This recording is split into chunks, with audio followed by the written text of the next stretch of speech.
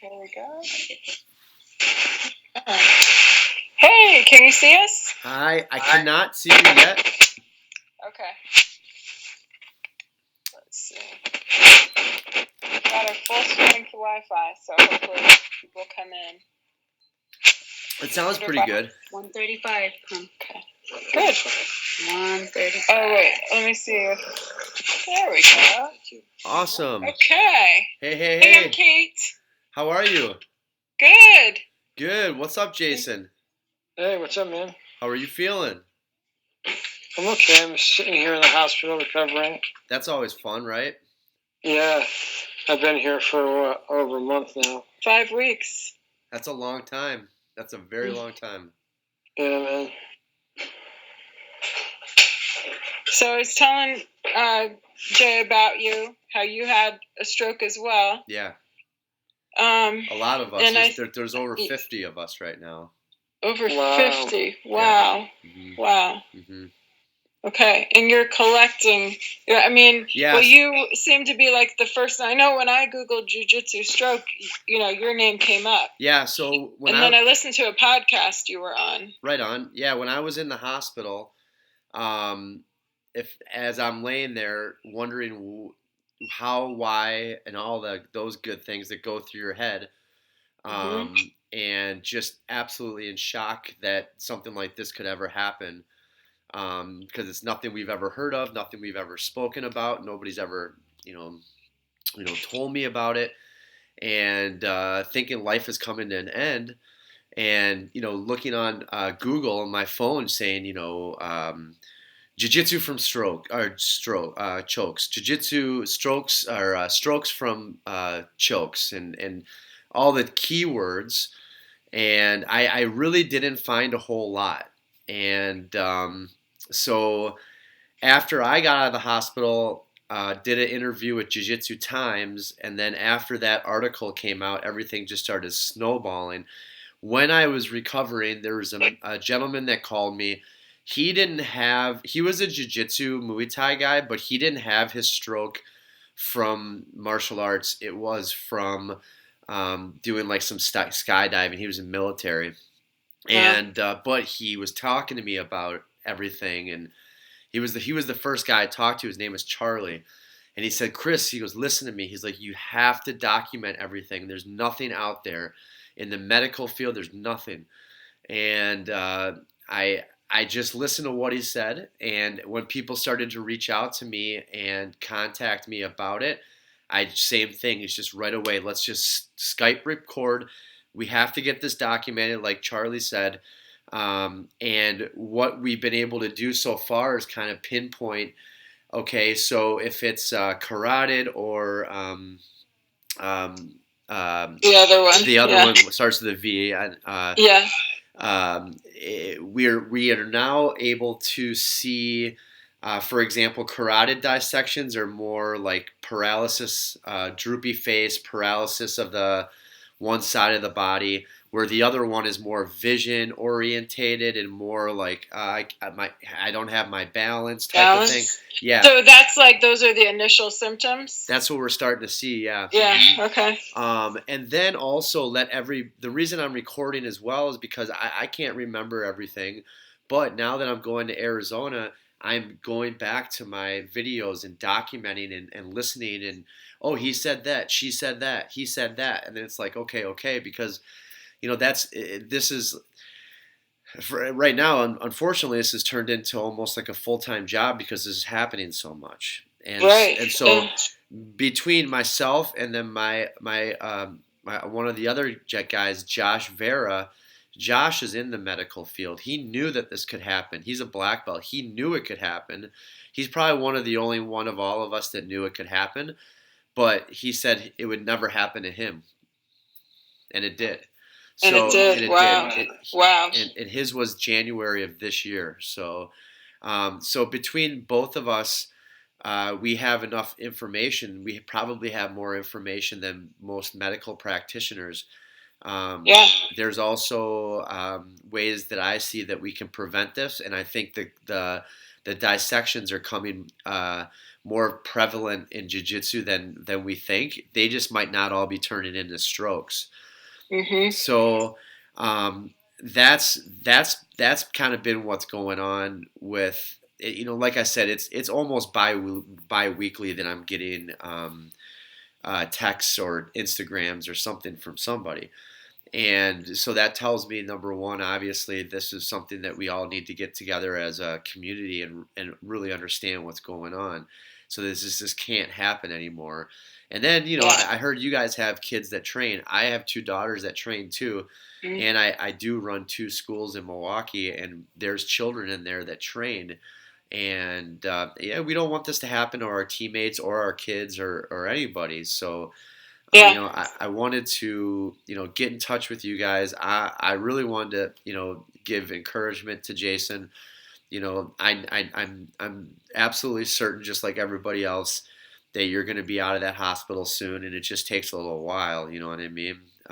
It's definitely this is probably the toughest battle, you've ever had in your life, but.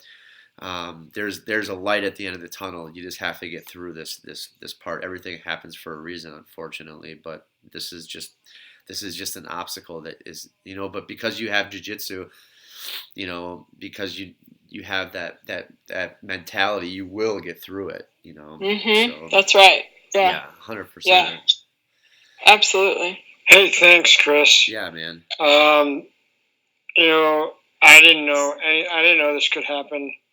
When I went into rolls and I was, doing the fist bump, I had no idea that was the decision tree. It almost leads you to believe, or I believe. Let's put it that way. Let's just say that I believed that this decision was, if you get into a choke, you can go out, try to escape, try to get out of the choke, and fight on. There's not a lot of discussion about, strokes and emergency rooms and that was large bills and all this other stuff. That was the exact same in my head as well. I was looking back at an old Facebook post. Somebody from my gym wrote, "Oh, met these new tribe of people." You know how they have memories in Facebook. So his memory was coming from, like, I want to say 2014 or 15, and his memory said, met all these cool people at jiu-jitsu, love jiu-jitsu and this and that. He's talking about me. He goes, the coach was great. I was choking him out, and he's literally gargling his words, trying to help me make that choke tighter. And I'm looking back, and I'm like, holy cow! Like, I had no idea what I was playing with at the time. You know what I mean? Yeah. And even a lot of high-end jiu-jitsu black belts that have been rolling for years, they've heard the story, and they also have said, didn't know that this could happen. So, and you think about it, jiu-jitsu is a very new sport, and most of the stuff, if it happened in Brazil and whatnot, everybody's like, well, how come we're not hearing more about it? Brazilian jiu-jitsu has been around for 50, 60 years. Yeah, but they've been in Brazil. It's a non-developed country. Nobody's going to be talking about it. Nobody's going to be documenting anything. And it's just going to be... Right, they might not even know of what happened to them. It'll be completely brushed under the rug out there in Brazil. So, and I think that's what differentiates us in America is, like, we have the technology and we have the ability to communicate so much faster now than we ever have before.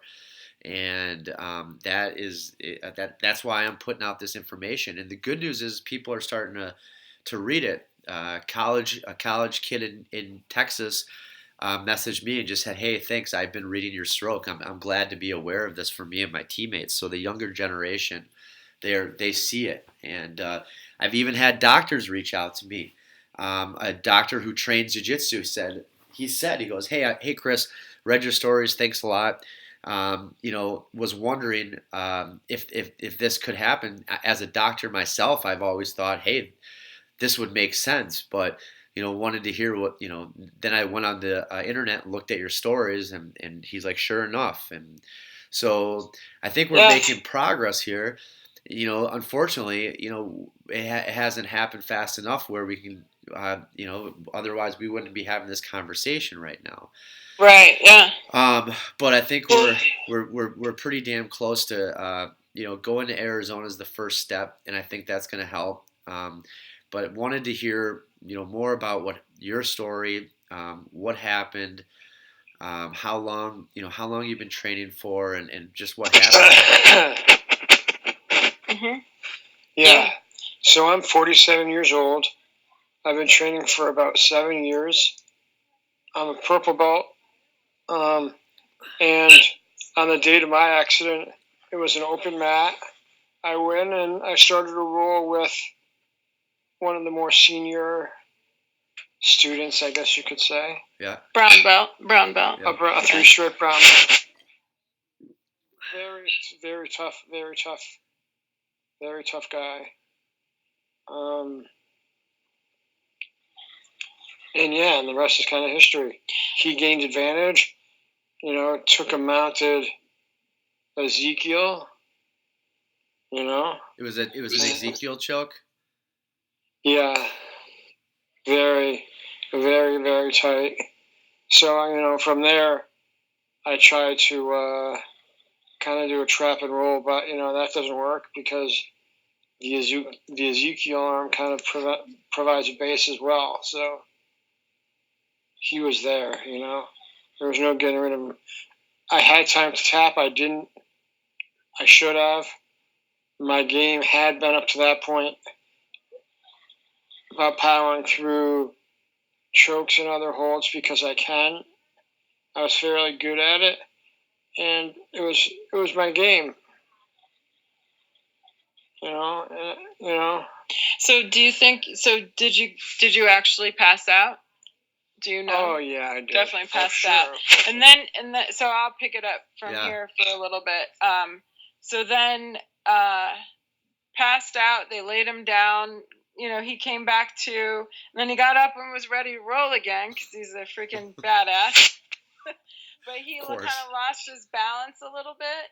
And so, thank God, the guys there just called 911 right away. Yeah, emergency was already there. I mean, they're like, "Okay, you got to go." I'm like, "Really? I've got to go? What happened? So what? He got me in a choke. I passed out. I went under. I've got to go to the hospital now? Are you kidding me?" So God love those guys for making him go because it sounds like some of these guys do go home. And they do. They do. Yeah. Yeah. They're like, yeah, dude, you got to go. I'm like, "We think you're having a stroke." And I remember thinking, like, you guys are insane. You're making a bigger deal out of this than it is.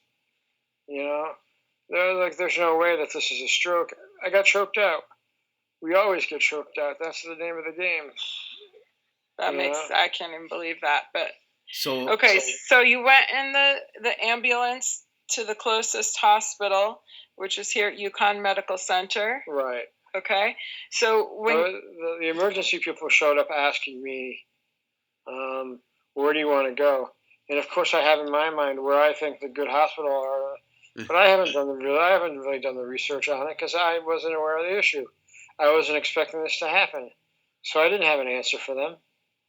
Luckily, because they brought you here, where one of the best brain surgeons in the country is. So we got very lucky. So you got here. It was very short order. Okay, I'm just going to give Chris a few of the details because he's looking for some specific things that they've been tracking from people to people. Yes. So he got here presenting with, stroke symptoms. So they gave him the TPA, the clot busting drug. Then they CAT scanned him and found the clot in his brain. They went up through his groin and, put the stents in and got the clot out. That's happened to me, yeah. That happened to you too, right? Yeah. Now this whole time I'm thinking they're crazy. They're going way overboard. This isn't necessary. Oh, jeez. No. So I got to his room that night. He was intubated. And luckily they have in this hospital, apparently the nurses said they don't have it in all the hospitals. They have this pupilometer device that measures your pupils. And so that stroke happened on a Friday. Then Saturday morning, early in the morning, they could tell that his right pupil wasn't reacting, and they knew right away that he was having a hemorrhagic conversion from the original stroke. So then his brain was bleeding. So then he had to go back to the operating room, and that's when the surgeon, who's very good at this, sat me down and said he might die, because that's how serious it is. Yeah. So thank God he didn't die. Yeah. And they took out a piece of his skull so that his brain could swell, so it didn't damage the good side of his brain. And so he's likes to wear a hat now because he doesn't want you to see this big brain. Well, it's not your brain, but it's a big incision on his head. And since then, he's just been recovering. And unfortunately, the longer you stay in the goddamn hospital, the sicker you get, right? Yeah, so no he's shit. had some pneumonia setbacks. Oh, so, geez. yeah, so that's why it's taken us so long to get out of here. Wow. Now, almost ready to go to the rehab hospital now. Yeah, I bet. Was this a carotid dissection? Yes. Was it on the left side yes. or the right carotid side? dissection. It was on the left side? Right side. Okay. Right side. Okay. So right side. Wait. Let me ask. Well, looking at Jason. Okay. It was a carotid dissection. His right brain is the one that has the damage. So the left. So I thought his fist was on the right side of my face. His fist was on the right side of your face. Right. I thought so. Yeah. So underneath. Yeah. Well, let's see here. Yeah. So he would have had his right arm underneath your head. No. Yeah. His left hand underneath your head, and he would have been coming around with the right. Right. Pushing into the neck. Coming around, pushing into the neck. So then on the left side of your neck would have been where the tear is, right? Because that's what a shot to your right side, I think. Is that what it is? Yeah, actually, I guess I've never clarified. Yeah, when I was in, that's exactly right. So same thing. I didn't really understand. Like you hear, like when you're in the hospital, like you're listening, but like you're not comprehending because it's so much. Yeah, you just are just like, holy shit! I can't believe what's going on. This is a nightmare. Yeah. And I didn't even know what the hell strokes really were before this happened to me. I mean, yeah. I've heard strokes, but we think strokes, we think 80, 90-year-old men. Yeah. And so well, my question is, and you might ask that to the doctor next time you see him, is, if the clot blew to your brain, the chances are there might have been a tear prior to the jiu-jitsu incident or that day on Oprah mat, and it might have been sitting there for a while, and you might not have known it, because I can't speak on what happened to you, but what happened to me, that's what happened. And so what happens is, over time, your carotid artery needs to repair itself. So you might have been rolling and fought out of a choke, 4, 5, 6 weeks before, that clot may have been sitting there, and this was just that icing on the cake that blew it to the brain. That's how the strokes from the carotid artery dissections are hard to diagnose, is what I'm hearing. People, the medical profession doesn't find them as it's not like an easy find, but they also go away on their own pretty well. Like if over time they will heal themselves. But with jiu-jitsu guys like us who are fighting out of chokes on a daily basis all the time, we're never getting it a chance to heal. So, potentially that may have been the case. The one question I have, Jason, was, looking back prior to this accident, was there ever a time where you may have looked in the mirror and said to yourself, my eye looks a little bit droopy, or I have a little bit of blurry vision in my eye. That was kind of weird, but I'm just going to chalk it up to a hard night of rolling, because I did, and I looked past those initially. Do you remember anything? I don't remember anything specifically, but I know like overall body. Yeah. Absolutely. You work through these injuries, and it's almost like the price you pay for jiu-jitsu, and there's a certain price that's acceptable, and it's only when the price exceeds what you expect it to be that there's a problem. So it might have been that in the past I did recognize things throughout my body. I don't remember anything specifically regarding an eyelid or my head or anything like that. Yeah, who knows? But I know with legs and knees and things like that, of course. Yeah. Well, those droopy eyelid and blurry vision, those are all signs of stroke. Yep. Right. And looking back at my incident, there was a couple different occasions prior to the accident where I had those signs, and I completely looked past them. Yeah. And that's the danger is that all of us alpha male guys are just going to continue to chalk these things up as it's not going to happen to me, because we're just in complete denial. And I mean that's just the nature of the sport, and then so that's really, again, it's where we need to have more awareness in the gyms, in programs. People have to know what they're signing up for, and guys like you and me, Jason, we didn't know we were signing up for this. We thought we had the fountain of youth, with jiu-jitsu, and this is it's definitely as times, like I said, as I keep getting stories, it's just it's hard to get on the mat. Even now, it's hard for me to get back on the mat. And I have gotten back on the mat since then. Pretty much 3 to 4 days a week daily. When was your stroke again, Chris? Mine was August of 17.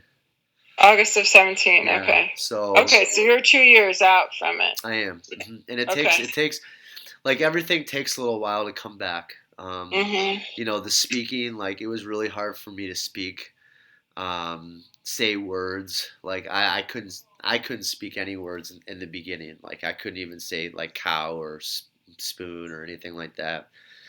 Wow. And that took time, and then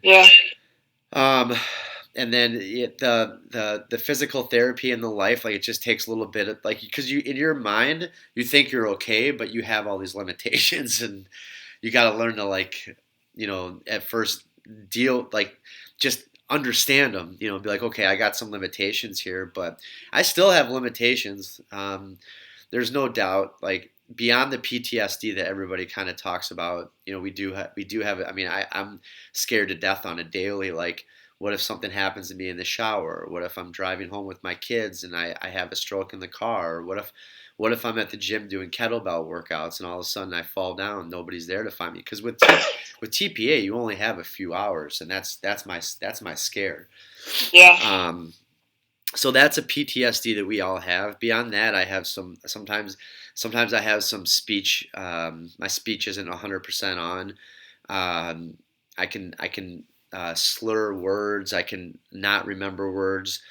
Sometimes it's very difficult for me to type certain words. I get frustrated because I'm a Marquette degreed communication major, which means I do a lot of writing and stuff like that, and that's completely changed overnight. Thank God for spell check. But you deal with what life has dealt you, and you really have no other choice to push through, and I'm confident, Jason too, you're gonna get back to life, and you're gonna, it's not easy for me to tell you this right now in front of you, in front of you and Kate, but you'll probably get back on the mats again. What do you think? Do you think Do you have any? Do you want to get back on the mats? Oh, absolutely. Yeah. And one of the questions I had for you was, what rules are you using for rolling? Well, here's what I've developed my own personal rules, which is number one, I'm rolling at my gym so my people know. Mm-hmm. You know what I mean? And for me personally, I mean, I'm not going to tell you that there's been a couple. You don't want anybody to treat you differently, right? I mean, who wants to? Especially as a purple belt, you're like, don't treat me like a white belt. You know what I mean? Like I'm not. But the other guys that I roll with, I still ask them to attack. When they have opportunities, and my rules are number one, don't get myself into the chokes. I mean, it sounds crazy, but yeah, it's just it creates a whole nother. What do you call it? Like, it's very important that I don't put myself into positions where I'm allowed to get choked. So, and we do drill, we do back take drills. So, guys start on your back like EBI style, both hooks in, over under, and we're trying to attack each other's necks. And I've gotten really good at my defense, and with the guy, I am putting myself in those positions, but the minute that I feel somebody gets a nice, heavy, thick lapel grip, and I know I'm not going to break it, I have to tap out. I have to. But the defense that I use is when they're coming over here with my own hand. This is their hand. With my own hand, I'm holding their fingers on the choke hand, and I always go two hands on the choke hand, and I never let go of the choke hand. Two hands on the choke hand, this hand on the fingers, so they can't get into my lapel, if that makes any sense. And then got to get the thing on the other side of my head, and it's that seems to be working. That's my partners. Some of them, they go at it with me and whatnot, and that's just the nature of them. But like I said, I will tap if I feel like I need to, but I'm not letting people put me in a choke. Like in practice, I won't do any. I won't be a dummy for anybody. I'm the third guy sitting there in the drilling. Like I'm not gonna even bother putting myself in that. So it's like my neck really doesn't get wrenched on, like choked, unless I get caught in a choke. And I mean, this sounds crazy, but I really don't get in that many chokes anymore because I don't put myself in that position. And a sense of urgency, and everything in jiu-jitsu now it's more of a sense of urgency. When I roll with people, I tell myself, like, if I'm going to roll with a certain aggressive person, I'm going to say, this is life or death now. You have to be completely aware that you're rolling life or death. And I might not let people get in good positions anymore. And over time in jiu-jitsu, you are able to do that as you continue to train. New people come in. You've been rolling for 7 years. That's a long time. New people will come in, and you'll be able to control them. You won't put yourself in the competition class, going, kamikaze anymore. It's, your days of competing, if you even did compete, that can be put on the shelf for now. I know some guys that have been competing since, but for me, it's just taking a approach to life of, I want jiu-jitsu still in my life. But I'm going to be on the mat. I'm going to be doing more coaching. I'm not going to let people choke me out. I'm not going to be put in those positions. Even when I'm rolling with other people, I'll let go of chokes, if I think that I have something that's too deep on somebody, because I don't want to be on the other end of that. You don't want to be on the other end either. Yeah, exactly. That's a horrible place to be too. Yeah. So, the other thing is what you were talking about before, Jason, is the listening to your body and saying, you know what, we're not getting ready for Abu Dhabi this week. You know what I mean? We're not going to IBJJ's World Championships we can take a week off. I don't feel good. I have a sore throat. I feel allergies. I feel my body, whatever. If my body's weak, I'm just not going to go. I'm not going to even push myself. Like, I just don't care anymore to be the best. Then I'm just happy to be on the mats and not paralyzed. Mm-hmm. And so those type of rules. And then my other is like not really. I really don't go to other gyms. I'm not putting myself in open mat positions where I'm going to roll with other people that don't know my story, Mm-hmm.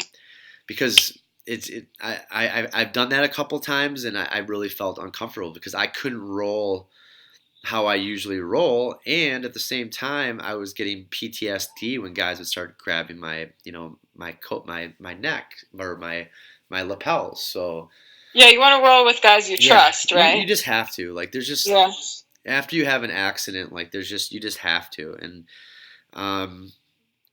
there is life in jiu-jitsu after stroke, and everybody has for the most part. There's a few stories I've heard where some guys, it happened and they never went back. They just were like, forget it, they've never went back. But there's a bunch of us who, it's just kind of part of what we do. And it gives us that that feeling of community, that feeling of hanging out with our buddies, getting the stress relief out. Like, nobody likes to go get on the treadmill at the gym. Maybe some people do, but I don't. Kate, you probably do. Yeah. but guys like me, like me and Jason, it's just not interested. But it's 100%. You'll be back on the mat, and you're just gonna have to create your own rules for yourself. And I remember, and you got to have a good. I would say too, like, to your coach. Your coach needs to supervise too. You know what I mean? So, for example, I was rolling with one of my partners. This is probably about 8 or 9 months ago, and he got on my back, and he was going for the choke, and I wasn't tapping because once you get in that situation, all of a sudden the ego and the competitiveness kicks in, and I'm actually fighting out of something, and Mark just stopped it. He's like, that's it. He stopped it, not me. And looking back, I was just kind of like, I'm like more frustrated with myself. Like, yo, dude, what are you doing, Chris? Like, what are you doing? And thank God, Mark was there, and he was, he's got awareness to it now. And I think that, and even with me as a coach, I coach beginners, and it's a lot of catch and release. We talked catch and release, catch and release, catch and release, and really going back to, again, coaches and rules. And that's why we're going to this coaches meeting. The coaches they have to be aware of this. And if you're aware of this, if the coach is watching, he sees that Ezekiel choke, he sees Jason trying to power out of it again, he's just going to yell from the sideline, let it go. Jason, that's it. You're tapping. Fine. And that's just what the academies are going to have to eventually. It's like, it's like when you send your kids out to go swimming. Okay, I've got a 13 and a 9-year-old, but when they were younger and they just started learning how to swim, like, yeah, they can swim. But as a parent, was I sending my child out to go swimming and then going to work out upstairs and let the kid swim by himself? No. We always are watching the kid because we never know what could happen, and we know that there is the danger of drowning. So the same with jiu-jitsu. I think as an instructor, we have to know that this can happen, and we have to create boundaries for our students. Yeah. Do you have any more questions for Chris, or what do you think? You have any more to add? No, I just thank you for everything you're doing. I think it's a great thing you're doing. It's definitely an issue that needs to be brought out and spread. We want to join forces, and the Jason gets, the more we'll be able to do. So let us know about any charitable organizations or anything Yeah, How do we absolutely. send charitable donations, things like that. I appreciate it. Or just I'm gonna be going out to Arizona on Friday, and they're gonna get a chance to meet everybody. They're gonna meet you. They're gonna meet Josh. I'm gonna play clippets for them. Do you have anything that you want to say to the coaches? yeah. What do you want to say to coaches? Coaches, all I ask is you review this video. It's been great. I think all the students should know the information contained in the video. You know, I mean, maybe it's something that I certainly should have known this before now. And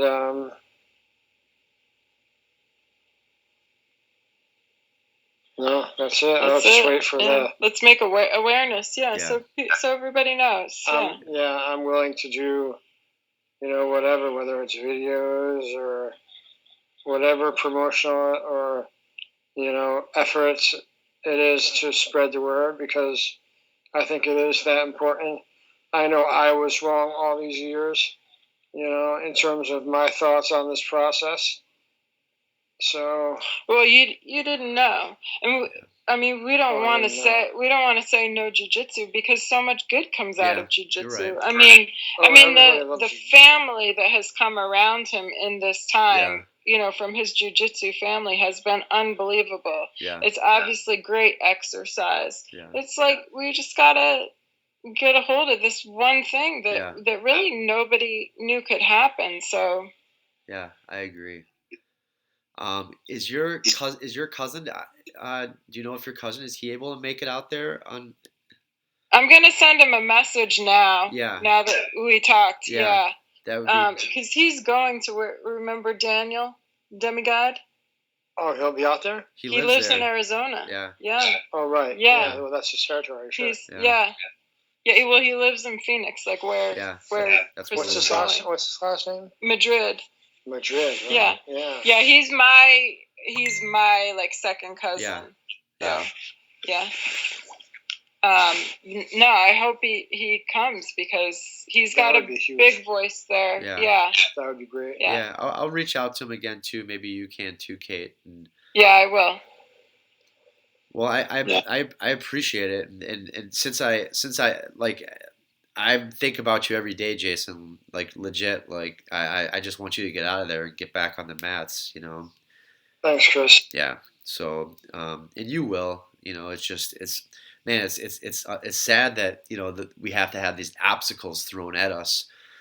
You know what I'm saying? But it's definitely going to make you stronger. It's going to make your family stronger. It's going to make your jiu-jitsu better, believe it or not. Like, I can honestly say, like, when I was laying in the hospital bed and I thought jiu-jitsu was done for me, 2 years later, I can tell you that my jiu-jitsu is better now than it was before. So, wow, that's fun. And the days feel so long right now, but I mean, just looking at you, Chris, I think that's why this community, I think, is really important, just because you lay in this hospital bed thinking you're the only one that it's happened to. Yeah. And you see no future. That's horrible. Yeah, it's horrible. But even when I check out the, like, Shane, you watch his story, I had our interview with him, and when I did it, like, he was definitely, like, he had put on some weight. Like, I didn't know him before, but I saw some pictures of him, and I could tell, like, he had changed.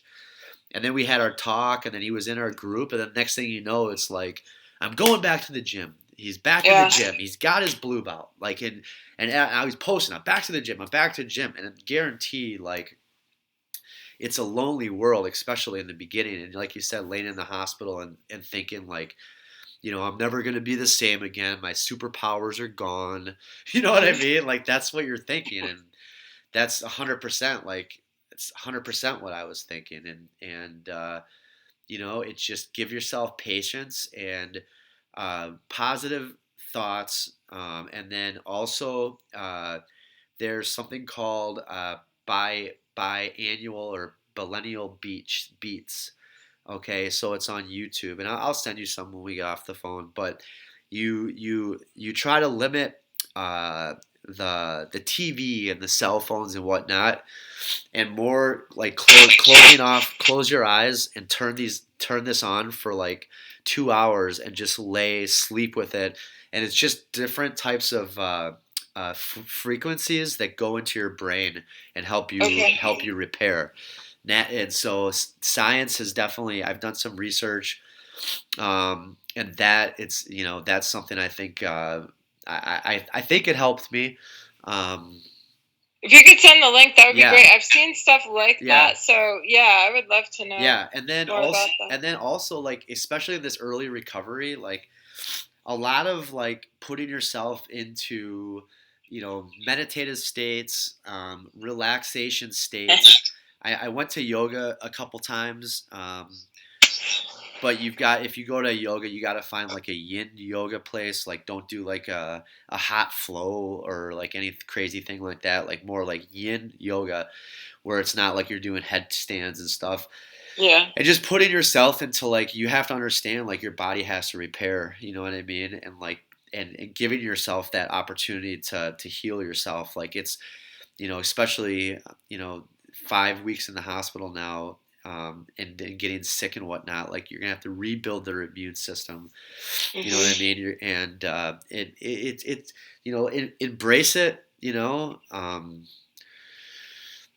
I guess it's hard to tell. It's hard for me to tell you, like, to embrace this, time, but something will good come out of it. You know what I mean? And like I said, you'll be on the mats. You don't need to worry about that. You just need to worry about getting yourself better, so that when you get back on the mats, you can enjoy it and look at how far you've come and whatnot. So. Yeah.